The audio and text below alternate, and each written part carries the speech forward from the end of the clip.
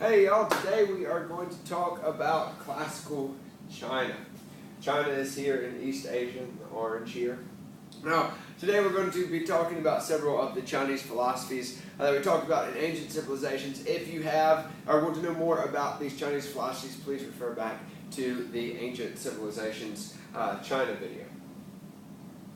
Now, the classical period really starts with the period of time known as the era of warring states. This is where a bunch of dynasties in China were fighting over control. So they were all warring with each other for about 480 to about 221 BC. So around 200 years of fighting. And while this was going on, most people, because there was so much fighting, they wanted one strong central government that's going to stop all this fighting and all this chaos and bring the people together. And there were three different philosophies that developed during this time period that sought to solve the problems of the era of warring states. This is legalism, Taoism, and Confucianism. Now, Taoism would not become politically powerful because they did not believe that government was really necessary. They thought the Tao was going to control everything. So it wasn't politically influential, but it was influential on the general population, who a lot of them did believe in Taoism, or at least aspects of Taoism. They also, ancestor worship would continue on as well. Even though you have some of these other philosophies taken on, ancestor worship is still a big part of Chinese religion. Now, ending the era of warring states was one ruler named Shi Huangdi, and he's going to unify all of China, basically. He conquers all the other dynasties and ends the era of warring states. Now, he was a legalist ruler. He believed that people were naturally bad, and so that the government needed to be harsh and have very strict punishments in order to control them and stop all these bad things from happening. So he made all the noble families that were fighting in the era of warring states, he made them move to the capital so he could watch them, make sure they didn't try to rebel against him. He also oppressed scholars and burned books. So he did not really believe in education, especially Confucian education. He thought that it undermined his power.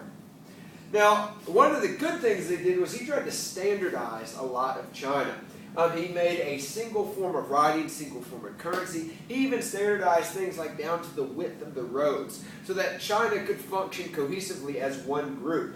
And because of this, China is actually named after this dynasty. Qin, which is kind of one of the pronunciations of this dynasty, is the basis for China. Now, what really sort of made people mad was when he started building the Great Wall. Now, he had good intentions because he wanted to protect China from people that were invading down from the north. But he required a high amount of taxes from his population, and he required peasants to work almost year-round, forcing them to work on the wall. A lot of them died, and they were just buried right underneath the wall. And eventually, these peasants that were working on the Great Wall of China rebelled in 202 BC, which overthrew Shi Huangdi and his dynasty. And during this rebellion, it started the Han Dynasty. These peasants from the region of Han started a whole new dynasty, and this was led by Liu Bang. He's sort of the first famous ruler. And he led the peasant rebellion, and one of the things, and the big changes they made, was he reduced taxes and punishment. So he sort of went away from this legalist philosophy of ruling China. Now, when Liu Bang died, he died kind of early, and his son wasn't old enough to take over yet. So Empress Liu, which was his wife, took power until his son got of age.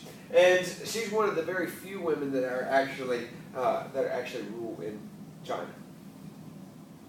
Another famous ruler of the Han Dynasty is Wu Ti, or often you see it pronounced Wu Di as well. He is known as the warrior emperor because he expanded the empire to make it even bigger. He conquered the Huns, which the Romans nor the people from South Asia were unable to do that. So he also continued to build the Great Wall of China for protection, but he did something a little bit different. He only required the peasants to work 1 month out of the year for labor or military service, so he didn't require quite as much of them. And Wu Di's time of rule started what's known as the Pax Seneca, a golden age, time of peace and prosperity in East Asia. And one of the big reasons is because he increased trade along the Silk Roads with Rome and India, which we'll get to the Silk Roads later on in another video. He also made Confucianism the official Chinese philosophy, which made some big changes to the government.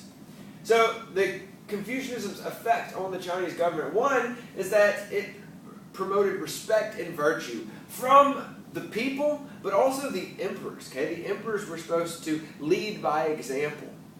It also started a meritocracy, which means bureaucrats are no longer chosen by birth. They're no longer born into their positions, but now they have to prove that they have skills to be able to work for the government.